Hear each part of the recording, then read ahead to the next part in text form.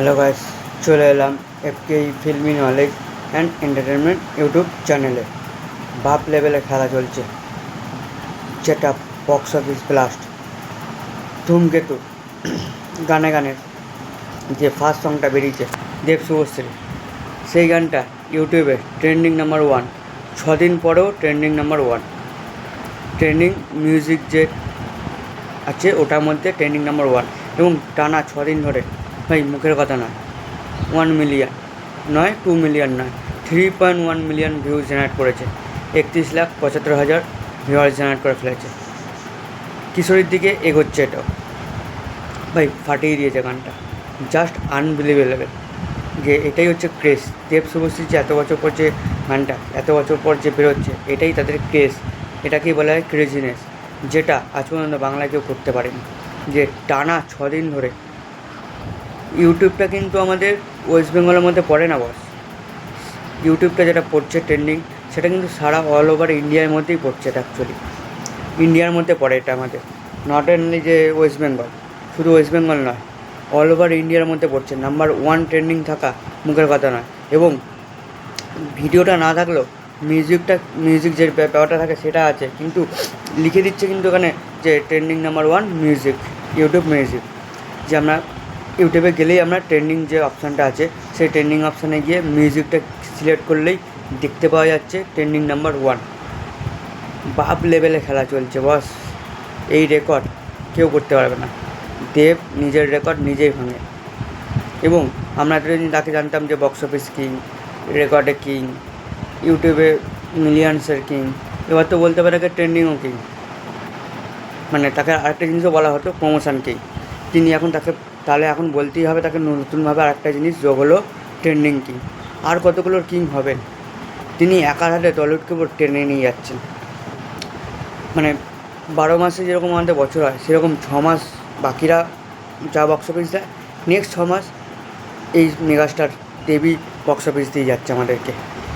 এবং তার জন্য ওয়েট করতে হয় আমাদেরকে, তার আসার অপেক্ষার জন্য, যে তিনি এলে খেলা হবে। এই একমাত্র বাংলার টলিউড সুপারস্টার যে কন্টিনিউ প্রমোশন করে যায়, কন্টিনিউ ছবি পোস্ট করেন লোকালে। তিনি যাই হয়ে যাক, তারই একটা কোনো পোস্ট করছেন, সে একটা মানুষ কানেকশান দিচ্ছে। এই মানুষের কানেকশানটার জন্য তিনি এত পপুলার হয়েছে। ভাই ফাটিয়ে দিচ্ছে গান। ধূমকেতু রেকর্ড করতে চলেছে, এবং খুব শিগগিরই সেকেন্ড সংটাও আসতে চলেছে। অনুপম রায় নিজে পোস্ট করেছেন যে সেকেন্ড সং লোডিং। অনেকে বলছে যে প্রমোশন হচ্ছে না। আরে ভাই, সে এখন গেছে প্রজাপতি 2 শুটিং করতে লন্ডনে। আরে লন্ডন থেকে ফিরতে দে, প্রমোশন করা কাকে বলে সে দেখিয়ে দেবে। সে এমনি না থেকেই প্রমোশন করছেন। তার ধূমকেতুর সাথে সাথে রঘু ডাকাত, তারপরে সিনেমা প্রজাপতি 2, সব কিন্তু আপডেট তিনি অটোমেটিক দিয়ে যাচ্ছেন। এবং বুক মাই শোতে 6.4K ইন্টারেস্ট পেয়ে গেছে। আনবিলিভেবল। এখনও সিনেমাটা রিলিজ হতে 1 মাসের মতো বাকি আছে। যেটা 6.4K কোনো অ্যাকশন সিনেমা নয়, কোনো মানে একটা ম্যাস কমার্শিয়াল সিনেমা নয়। না হওয়া সত্ত্বেও যে 6.4K জেনারেট করেছে, hats off you, mind blowing, just ঘ্যাম ঘুরে দিয়েছে। এবং বাংলায় নো শেয়ারিং করতে চাইছে ওয়ার 2, তার ধার ধারছে না বাংলার হলমার্করা। সিঙ্গেল স্ক্রিন 2 মাল্টিপ্লেক্স সব জায়গাতে ধূমকেতুর পোস্টার পড়ে গেছে। ধূমকেতুর পোস্টার নবীনাতে পড়ে গেছে। ধূমকেতুর পোস্টার প্রিয়া সিনেমা হলেও পড়ে গেছে। ধূমকেতুর পোস্টার সঙ্গম মাল্টিপ্লেক্সে পড়ে গেছে। নানা রেটার্স বাংলার সব হলগুলোতে পড়তে শুরু করেছে। এবং যদি হলগুলোতে পড়ে যায়, তার মানে বুঝতে হবে সেখানে ধূমকেতু আনছে। বাংলার হলমার্করা কিছুটা হলেও এই বক্স অফিস কিংয়ের উপরই ভরসা রাখছে, যেটা আজ পর্যন্ত অন্য সিনেমার ক্ষেত্রে হয় না। ভাই পোস্টার পড়ে যাচ্ছে, নো শেয়ারিং চলবে না, ওয়ার 2 দেখে যা, দেবের পাওয়ার দেখে যা। এখন থেকেই পোস্টার পড়ে গেছে অলরেডি। যতই নো শেয়ারিং করুক, ধূমকেতু বক্স অফিস কিং করে ছাড়বে, বক্স অফিস ফাটিয়ে দেবে। ভাই এটাই হচ্ছে বাংলার ক্রেজ, যে 1 মাস বাকি এখন রিলিজ হতে, তার আগেই পোস্টার পড়ে যাচ্ছে হলগুলোতে। সিঙ্গেল স্ক্রিন 2 মাল্টিপ্লেক্স, এটাই দেবদার পাওয়ার। যে হলমার্করা হয়তো ওয়ার 2 যে নো শেয়ারিং নোংরা পলিসি, সেই পলিসির ধারধারা করবে না। সেই পলিসির ধারধারে করবে না, ওপেন বললাম। কারণ তার পোস্টার পড়তে শুরু করেছে নবীনা। অনেক বলছিল নবীনা সিঙ্গেল স্ক্রিনে আসবে কি আসবে না ওয়ার 2।